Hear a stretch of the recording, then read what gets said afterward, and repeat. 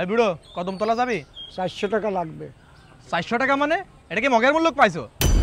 ইচ্ছা হলে গাড়িতে ওঠো, না হলে এখান থেকে যাও। সরাসরি বললেই তো হয় তোমার যাওয়ার ইচ্ছা নেই। 200 টাকার ভাড়া 400 টাকা চাই বসে আছো। চাচা কদমতলা যাবেন? হ্যাঁ হ্যাঁ যাবো, যাওয়ার জন্যই তো বসে আছি। ভাড়া কত? 200 টাকা। ঠিক আছে।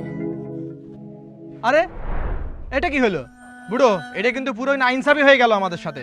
দাদু, আমার বাবার কাছে 400 টাকা আর ওই ভাইয়ের কাছে 200 টাকা চালান কেন? হ্যাঁ দাদু, তোমার বাবার কাছে 400 টাকাই ভাড়া।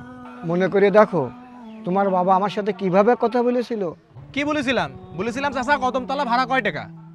না, তুমি বলেছিলে এই বুড়ো কদমতলা যাবি? আর ওই ছেলেটা বলেছিল। চাচা কদমতলা যাবেন? আর তুই যে আমার সাথে তুই টাকারি করে কথা বলছিস, এইভাবে তোর গোলামদের সাথে কথা বলবি। আমি তোর গোলাম না, আমি নিজে কামাই করে খাই আর গোলামি করি ওই একজনের। দাদুর জবাবগুলো কেমন লেগেছে? ভালো লাগলে বেশি বেশি শেয়ার করুন।